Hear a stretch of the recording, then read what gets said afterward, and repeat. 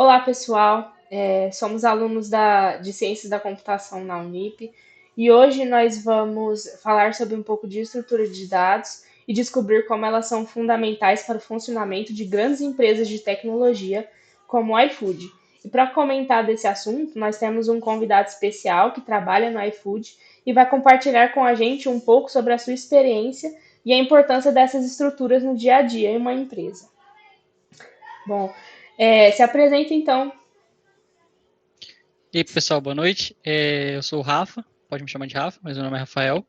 Eu trabalho no iFood já faz quase 3 anos. Eu entrei no começo de 2022 no programa de estágio e desde então eu trabalho lá no time de back-end, na parte de serviços financeiros. Então, todos os dados financeiros ali transacionam via códigos que eu e meu time a gente acaba mantendo. Então, as principais stacks que a gente usa é Java e Kotlin, que é também uma outra linguagem da JVM. E bancos de dados relacionais e não relacionais. O principal que a gente usa aqui é o Postgres, mas a gente tem alguns outros bancos não relacionais como o Scylla. A gente usa algumas tecnologias de cache também, como o Redis. E nossa principal core aqui são os microserviços. Então a gente tem vários serviços distribuídos que se comunicam entre si, tanto de forma síncrona com APIs, tanto assíncrono como mensageria, via Kafka, etc. Então, esse é um pouco aqui do contexto. Eu entrei como estagiário em fevereiro de 22. Hoje eu atuo como pleno. E eu acho que esse é um pouco aqui do meu contexto que eu estou inserido aqui no iFood. Bom, e como as estruturas de dados são utilizadas na empresa que você trabalha? E quais estruturas você considera essencial para o funcionamento da plataforma? Bom, elas são utilizadas tanto na prática mesmo, a gente colocando em prática, implementando elas, tanto por baixo dos panos ali nas tecnologias que a gente usa. Então, no dia a dia a gente acaba usando bastante arrays e mapas, por exemplo. Então, são estruturas que a gente acaba implementando e utilizando o dia a dia ali via código. E algumas são muito importantes também que ocorrem por baixo dos panos, por exemplo, as árvores, que elas são utilizadas para indexação no banco de dados. Então, pensa no banco de dados que ele tem milhões e milhões de registros ali. Como que a gente vai fazer uma consulta retornar em milissegundos? Então, o banco, para ele pesquisar um registro dentro da sua própria base, ele precisa de uma estrutura de dados. E a principal, pelo menos no banco que a gente usa aqui, que é o Postgres, ela é a árvore. Então, ela é muito importante. A gente acaba não implementando ela no dia a dia, por exemplo, tão frequentemente assim. Mas ela é muito importante assim por baixo dos panos ali para a gente buscar dados da forma mais rápida possível ali. E isso permite que os sistemas funcionem de uma maneira bem performática. Boa noite, Rafa. Boa noite. Então, como você e sua equipe escolhem a estrutura de dados em projetos? Tem algum critério técnico? O principal critério ele é a performance. Então, dado o volumetria de dados que a gente lida, a gente precisa fazer com que esses dados eles transitem de uma forma rápida, para não causar algum tipo de lag ou algo do tipo. E então a gente precisa levar a performance em consideração. Consequentemente, se a gente consegue fazer com que aqueles dados eles transitem na plataforma de uma forma rápida, a gente também economiza custo, porque o custo de infraestrutura, que enfim, as máquinas rodam por menos tempo processando aquela informação, e também, consequentemente, a gente acaba fazendo com que o usuário tenha uma performance melhor. Então, você abre o aplicativo, a home não demora 20 segundos para carregar, ela carrega instantaneamente. Então, isso tudo impacta tanto na experiência do usuário e do cliente ali durante toda a nossa plataforma. Então, desde a nossa decisão ali de performance, ela impacta tanto as nossas decisões de produto também. Então, acho que o performance seria o principal ali.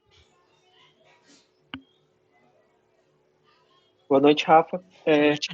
Quais são os principais desafios em lidar com estrutura de dados em uma empresa com tanto volume e tráfego de dados, como o iFood? Acho que as principais dificuldades seriam a questão de tempo mesmo. A gente tem muitos dados, tempo barra performance, na verdade, que a gente tem muitos dados transacionando. Então, um simples código que você vai subir ali, um if, algo do tipo, numa lista, por exemplo, pode ser péssimo para performance, isso fazer o sistema começar a travar. Então, qualquer detalhezinho pode ser impactante ali para a performance dos nossos sistemas rodando em produção. Isso pode acarretar em lentidão, e lentidão, por exemplo, um parceiro pode deixar de receber no dia que ele precisaria receber, ou a home pode não carregar e a gente acaba perdendo pedidos. Então, tudo isso impacta. Então, a gente está falando ali de milissegundos que fazem diferença ali, nem mais segundos. Então, eu acho que o principal desafio com essa grande volumetria aí seria a questão da performance mesmo, de como fazer tudo rodar no mais rápido possível. Oi, boa noite. Boa noite.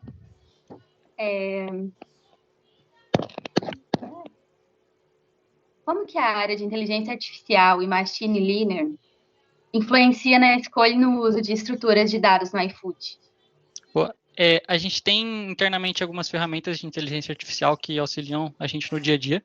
Então, a gente tem uma que chama Tokan, que é um assistente pessoal mesmo, assim como é o ChatGPT, mas é uma ferramenta que a gente pode utilizar para compartilhar código, compartilhar informações internas, que aí com o ChatGPT a gente não pode.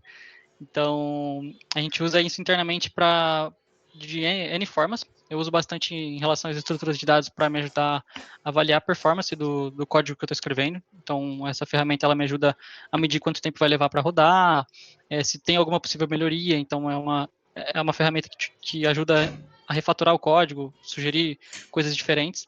E a gente utiliza ela tanto para decisões mais técnicas, como qual a melhor forma de implementar aquele código, ou algo do tipo, tanto para decisões de negócio também, para fazer análises, tirar alguns insights de produto e melhorias para as plataformas que a gente roda aqui. Então, a gente usa bastante no dia a dia, tanto para vários motivos ali, até para fazer algumas perguntas aleatórias. Então, a gente usa bastante IA aqui no dia a dia. Opa, boa noite, Rafa. Boa noite. E para quem está entrando agora no mercado de tecnologia, principalmente para quem quer trabalhar com dados e algoritmos, tipo, quais estruturas você recomendaria dominar e o porquê disso? Eu recomendaria duas principais para início, que seriam os arrays e os mapas, que eu acho que elas fazem parte ali da maior parte dos desafios que você vai lidar no dia a dia. Então, arrays e mapas a gente usa literalmente todo dia, o dia todo. Então, elas acabam se conversando em alguns algoritmos ali, principalmente da forma como para otimizar a performance. Então, a gente acaba, às vezes, transpondo uma lista inteira dentro de um mapa para conseguir a performance de busca dentro de um mapa é muito mais rápida do que de um array, por exemplo, se você não sabe o índice. Então, a gente acaba, às vezes, mesclando as estruturas. Então, acho que arrays e mapas seriam as duas estruturas que eu recomendaria. E eu acho que o principal é entender o porquê que elas existem, sim, que é um rolê que chama Big O Notation, que é uma notação que tenta medir ali a performance dos algoritmos em função do tamanho da entrada. Então, se você tem uma entrada gigantesca, seu algoritmo ele vai suportar, ele vai travar ou não. Então, esse conceito de Big O Notation ele é bem importante. Então, acho que eu deixaria de recomendação tanto o Big O Notation ali, quanto o Array List.